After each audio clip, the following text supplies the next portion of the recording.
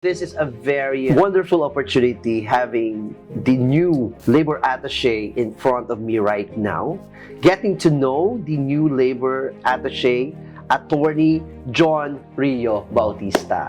Magandang araw, Attorney. Can you tell us more about yourself and your previous assignment before your appointment as the new labor attaché here in the UAE? This is my first assignment as a labor attaché. But prior to being a labor attaché, I'm with POEA for almost 20 years.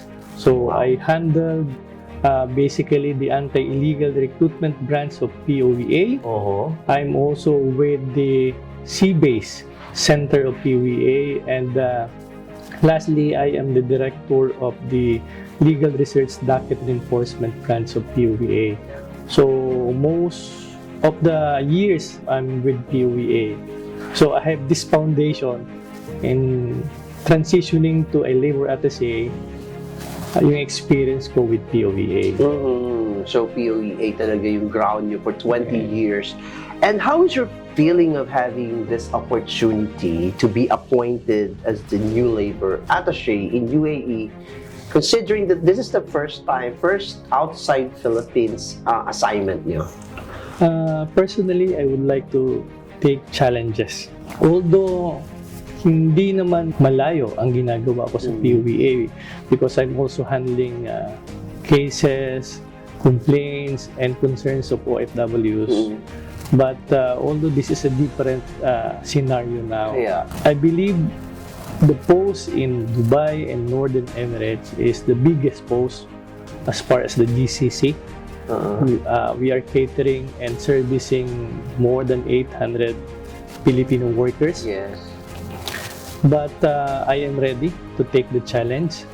I am bringing again my experience with POEA, and ang pinagbibilin lang naman lagi sa amin ng aming Secretary Silvestre H. Pello III, ay dapat walang reklamo ang OFW. So we should service very well our OFWs.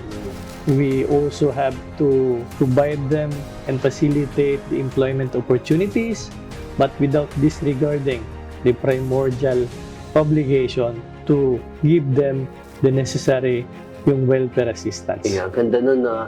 Pero 20 years ka in service sa POEA. Bakit tumagal ng gano'n to try this post? And bakit dito ka sa Dubai na pa ako talaga?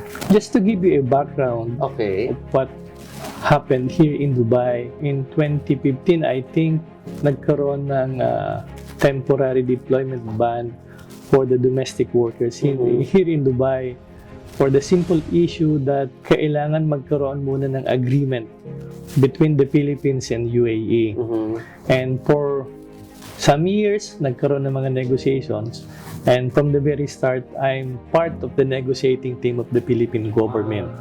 So we had 3 joint committee meetings with the UAE counterpart here in the Philippines and here in Dubai. And fortunately, last March of 2021, naging successful yung conclusion ng aming negotiation with the UAE government, and this paves the way para mag-start ulit at mag-resume ang deployment ng domestic workers. So, having that background and experience, so I think that is the consideration for the officers at DOLE, and likewise me taking the challenge to be the labor attaché here in Dubai. Wonderful story. Sir, for the information of everyone, ano talaga po yung role ng labor attaché? Medyo malawak ang role ng isang labor attaché, pero siyempre ang ating laging sinusunod is one country team approach. So we have the Philippine Embassy as the head of post, but yung labor aspect, nasa POLO po yan, sa Philippine Overseas Labor Office, and being the labor attaché, I am the head of the POLO. So employment facilitation, nandun po sa atin dumadaan ang mga kontrata, ang mga request for job orders ng mga employers natin na gustong mag-hire ng Filipino workers. So, tinitingnan natin kung ang provision ba ng kontrata nila is naaayon sa itinilaga ng POEA. And at the same time, while providing the employment facilitation. Again, the foremost duty of a labor attaché is to secure the welfare and address the concerns of overseas Filipino workers here. Galing, no? Secure the welfare and address the concern of every Filipino workers in Dubai and Northern Emirates. Yes. So what do you envision for the years to come? As earlier mentioned, I'm with the Philippine negotiating team. One of the objectives here in being the labor attaché is to ensure the effective implementation of the Memorandum of Agreement between the Philippines and the United Arab Emirates as far as the deployment of domestic workers. So I will ensure that although nasa early stage pa lang tayo, nag-umpisa tayo ng March, I will ensure na effective yung implementation, and I will coordinate closely with the UAE authorities in doing this. So kasama din natin dito ang POLO Abu Dhabi sa pag-implement ng ating Memorandum of Agreement. And at the same time, we should maintain the safety. I-secure natin yung safety ng mga workers natin, and we should uplift the standard of our workers, meaning we will be providing trainings for them.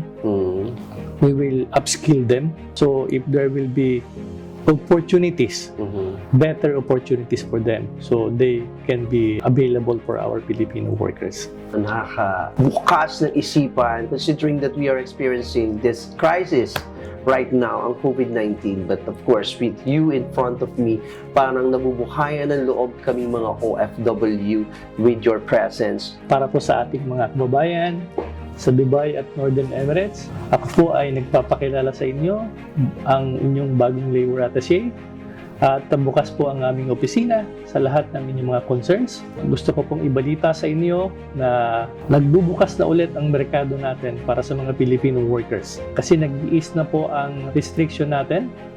Although nanggaling tayo sa mahigpit na restriction sa COVID, yung mga kumpanya po dito sa Dubai and UAE are now opening up. Binabalik na ulit, for example, ang Dubai duty free. Ang kanilang mga workers, more than 600 workers will be returning. At nakita ko mismo sa kontrata nila na dumaan sa amin na magaganda ang sweldo at allowances nila. So nakakatuwa. And then patuloy na rin ang deployment natin ng ating mga household service workers. So we have received more than 8,000 job orders. More than 6,000 workers have arrived here in Dubai. And I also met with some employers like those of the healthcare sector. So mga nurses, mga hospital workers, they are opening up. At ito po ay magbibigay ng opportunity sa ating mga kababayan. So kung yung po mga kababayan na natin dito na nasa Dubai, bukas po again ang aming opisina, handa pong magserbisyo sa inyo, at lumapit lang po kayo kung may pangangailangan. Thank you very much. That was Atty. John Rio A. Bautista, our new labor attaché for Dubai and Northern Emirates. Maraming salamat po, Atty. Thank you, Orly.